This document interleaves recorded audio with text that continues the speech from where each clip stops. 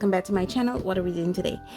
Today, can't believe it, we're already in the month of September. My goodness, it's like the days are just flying by so fast, and 1 minute you're celebrating your birthday and the next minute you're celebrating September. Now, the month of September is actually a very, very, very important month in the country of Belize. It is the month that defined Belizean history. It defined Belizean history. Basically, that's what it did. In 1798, on the 10th of September, we had what was called the Battle of St. George's Caye.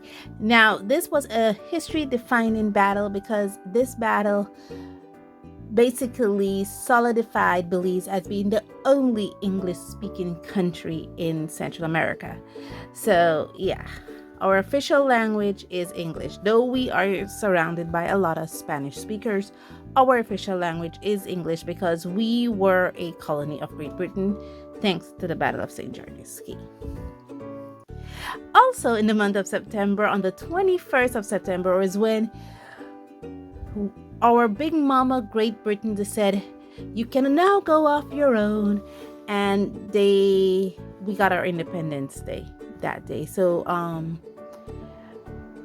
Great Britain relinquished government control of Belize, and we became were we a self-governing country before then? I don't remember, but we gained our independence on the 21st of September 1981. So we're pretty young. We haven't even reached 50 yet.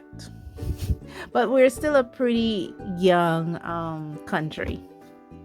September is also the month when we celebrate our Carnival. Now, throughout the Caribbean and in parts of Central America, they have this big festivity called the Carnival, and we also have our Carnival. Carnival is usually, not always, but usually the first weekend in September. It's usually celebrated then. The other major events we normally celebrate in September is what we call the Queen of the Bay. Now, the Queen of the Bay is a pageant like other pageants across the world, but this pageant is significant because this pageant is what celebrates the Battle of St. George's Caye.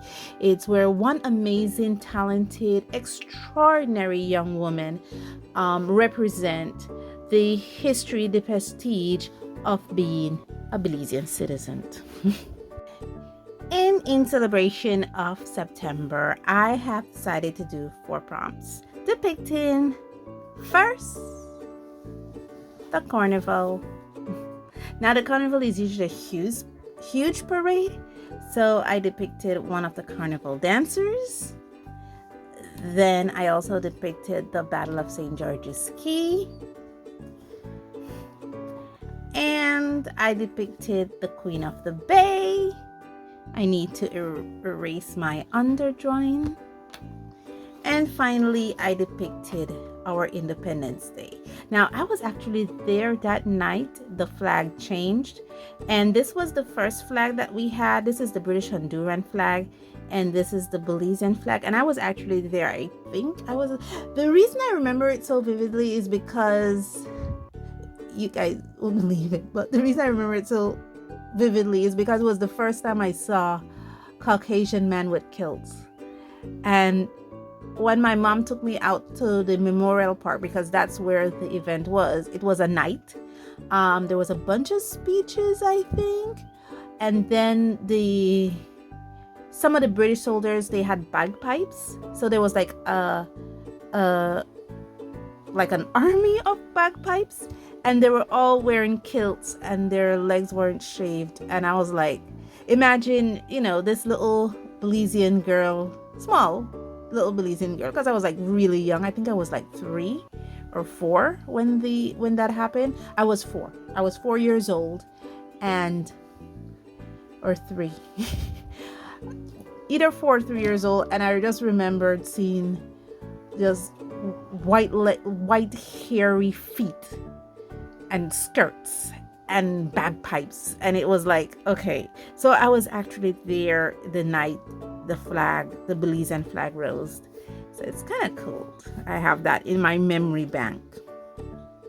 you know, but I did remember the bagpipes and the miniskirt. So this is basically drawn from my memory. So the British Honduran flag is coming down because that's the flag that we flew, and the Belizean flag is going up. Now we'll be doing this mixed media with these. Now I haven't used these in a long while, so I don't even know how much of these are still viable. Honestly, I don't. But I do have my swatch sheet here with all my colors. Let me bring you guys out a bit. Yes, here you are. Here are my colors. And this is going to be mixed media. I was supposed to add a few colors. Oh well. Maybe I will next time. But yeah, so yeah, I have a few that are dry. This is dry, this is dry, this is dry. But these are Copics, so I could get refills for them.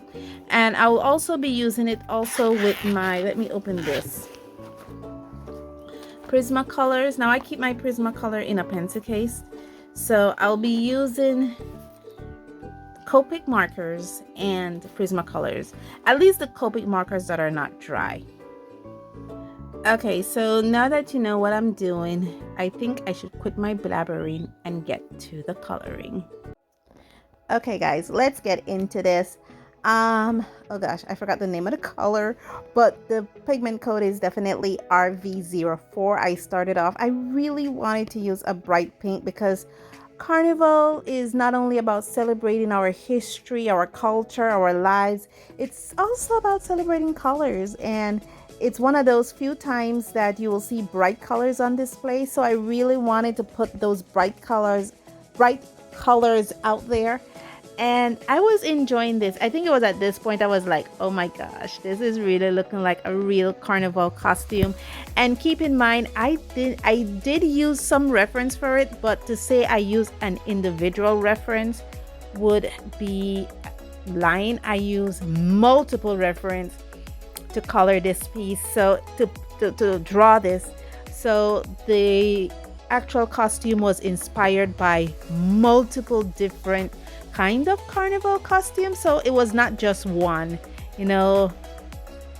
A silhouette is taken from here, a circle is taken from there, a piece is taken from there, a pose, the way the foot is posed is taken from one place. So it's basically multiple reference, and I wanted to look tealish again to bring out those bright colors. I mean, Carnival is a time for bright colors, sometimes mix and match, sometimes not matching at all, but definitely bright and beautiful.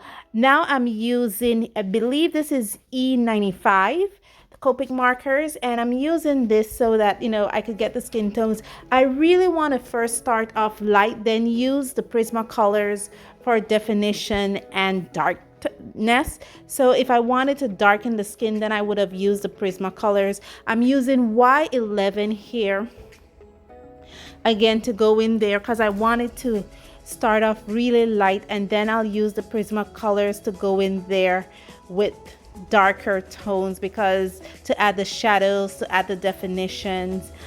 I realized I didn't add much highlights. Actually, I didn't add any highlights in this, but I'm hoping it came through. I'm using now the neutral gray number 2 to shadow her into this. Basically that's what my aim was, to just to shadow her, because I saw this I believe it was on Google when I was Googling reference how they shadowed it with a light gray, and I thought that was really awesome, so I wanted to kind of mimic that. And then I'm using, I think this is E77 for the hair. Now looking through my Prismacolors, and I'm using goldenrod for the shadow of the golden pieces on her costume, and I'm also using goldenrod and yellow, and that really brought out the piece. As you can see how beautiful it's looking. I was really surprised that my coloring game stepped up so much, especially in mixed media, just for the fact that I don't do a lot of mixed media, but just studying how other YouTube artists do their mixed media, attempting it for myself, it really elevated my color game. I'm also surprised of how many of those Copic markers still work, mean that I haven't touched them in almost 3 years. That was also really surprising for me. And here now you see me going in there with processed red because I really want to add some definition to that. I think the last color I use is Della something. I don't know how to pronounce the name. But guys, this has been so much fun. It's been an interesting experience. And now I'm going to catch you in the end piece. I'll give you a few minutes to enjoy.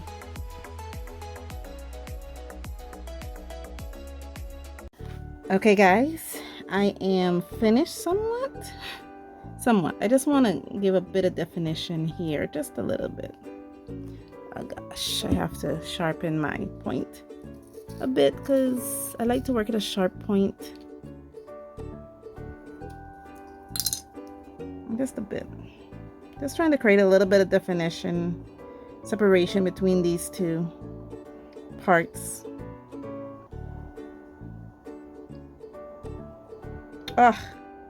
That's why I like to work at a sharp point.